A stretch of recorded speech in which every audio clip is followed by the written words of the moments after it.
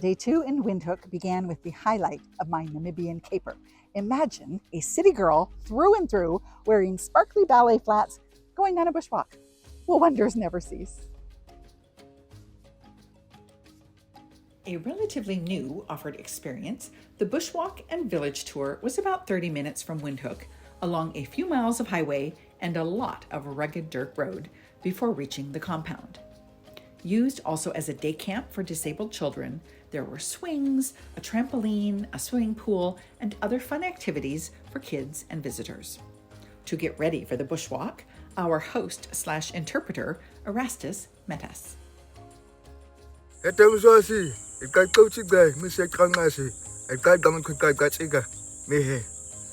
welcome everybody to our Bushman Survival Trust. So now we are going to be walking with some people in the bush so they can tell us more about the ancient stories. It's very fascinating. Our first order of business was to meet the tribesmen who would be explaining the traditional methods of living off the land, and oh my, were they friendly. They spoke in a clicking dialect, so Erastus was there to interpret, though it didn't take long to follow along with what they were saying, even if I couldn't understand the exact words. Oh,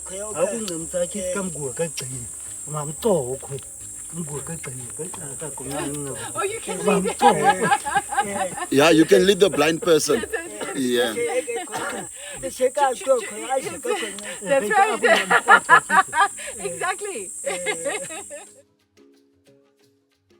They talked about many things, including how they made poisonous arrows, how they trapped small animals, how they stored water in ostrich eggs and buried them so that they always had access to water, how they used plants for a variety of necessities and medicinal purposes, and how they hunted.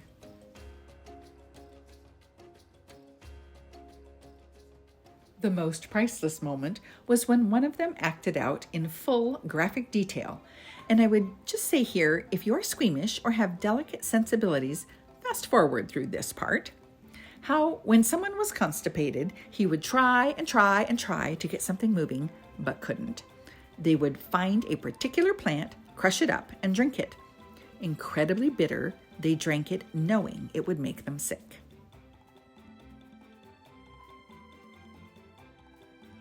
Well, that is exactly what happened, very quickly and very violently, leaving a mess that had to be cleaned up with dried grass. It was an Academy Award-winning performance that needed no interpretation, though I think the laughter egged him on and he enjoyed the attention.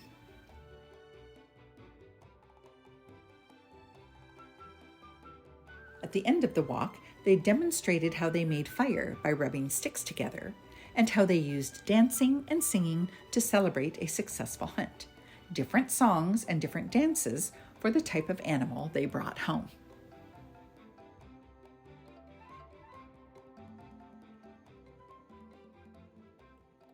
I was a little unsure I was going to like walking in the bush, but the stories were so fascinating, and because it was early in the day, it wasn't too hot, it ended up being one of my favorite excursions in Windhoek. But afterwards, I got to do something more girly. To get to our next stop, we drove through Katatura, meaning we do not settle, a poorer side of town where local people were forcibly moved to in 1961. Down more dirt roads, we reached Penduka, an empowerment facility to teach women self-sustaining life skills.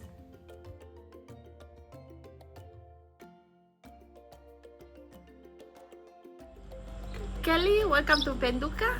Penduka means wake up. Penduka established in 1992. The founder of Penduka, there are two ladies. One is a Namibian lady and one is a Holland lady. Okay, here at Penduka have two departments. We have a hospitality, welfare restaurant this side, and the bungalow that side. We have a production floor, welfare batik, sewing machine, and glass beads. Okay, here at Penduka there are 22 employees.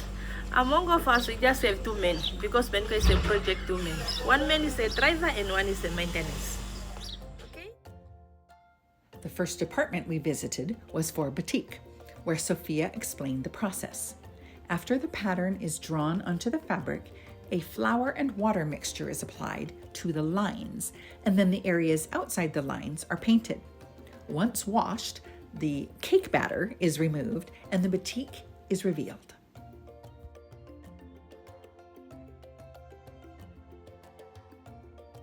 In the sewing room, the batiks and embroideries are assembled and finished into totes, table runners, pillows, aprons, and many other functional items. Some are completed by machine, some are hand-stitched.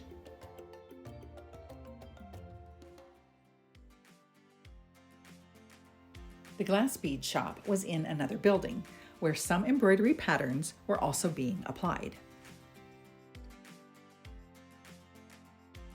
Glass bead department, but here we have a 2 department. This side for the embroidered women, Katatura women embroidered group. The women come in at the beginning of the week to get their embroidery patterns and then finish them at home. By its very nature, the glass beads are made on site. The bottom is clean like this one. They clash it here, clash it. Then they shift it to separate the fine one and the big one. This is the fine one and this is the big one. The crushed glass was then put in a moat or mold, baked in a primitive-looking clay oven for about 10 minutes, and then shaped while it was hot into a bead. Pieces from different colored glass bottles add the touches of color.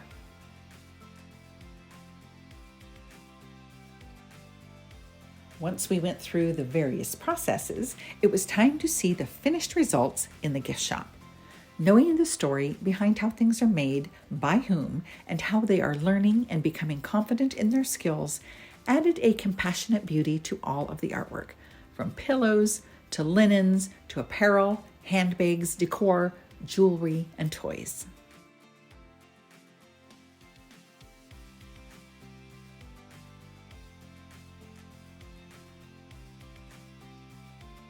Penduka was a beautiful compound on a lake with bungalows for guests and cooking meals, a playground for children, and lush landscaping. A fitting place for women to feel empowered and supported.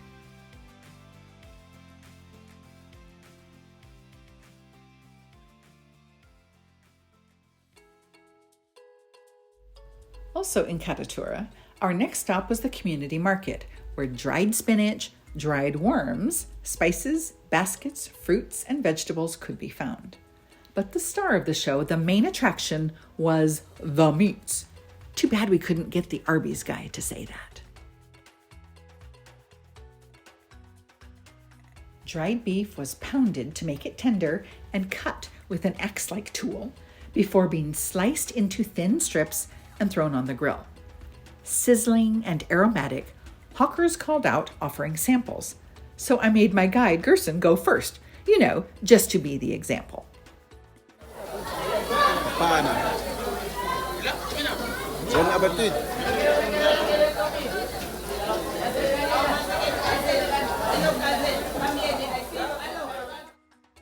Okay, it looked safe enough and good enough, so I gave it a try.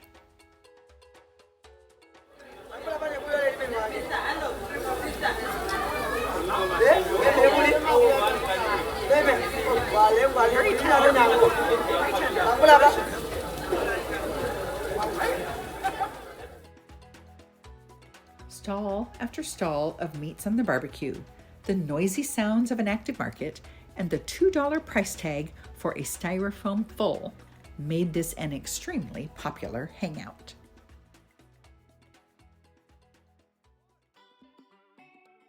Back in the city center, the Independence Memorial Museum was housed in a building affectionately known as the Coffee Cup.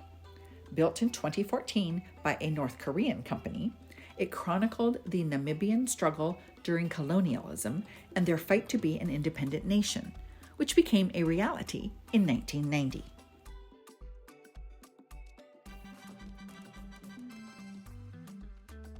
A 5-story, 40-meter tall triangular structure, a statue of independent Namibia's first president, Sam Nujoma, was featured prominently at the entrance. From there, A glass elevator took me to the upper floors where areas focusing on colonial repression and liberation were highlighted.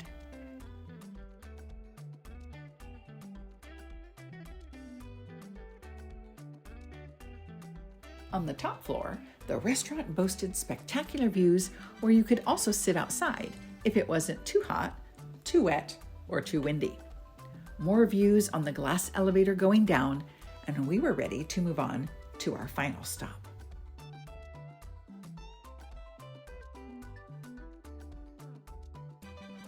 Making time for shopping is always a priority for me, and the Namibia Craft Center was the ideal place to look for gifts, of which I found several, and for souvenirs.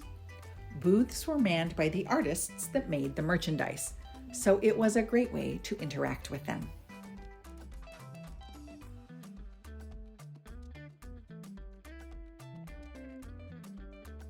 Overall, the quality was excellent, the selection varied, and the prices reasonable. I did see some of the boutiques and other wares I had seen at Penduka, as well as the stone and wood carvings, beaded jewelry, paintings, and colorful clothing that tended to be everywhere. I thought this was a particularly lovely shopping experience for Windhoek and a great place to grab a snack afterwards.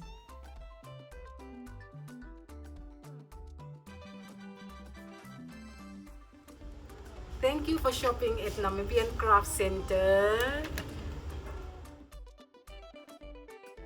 In no time, it was time to move on. Gerson helped me with my bags, which were a little heavier at this point, and drove me the 45 minutes back to the airport. I was ready to embark on my next adventure.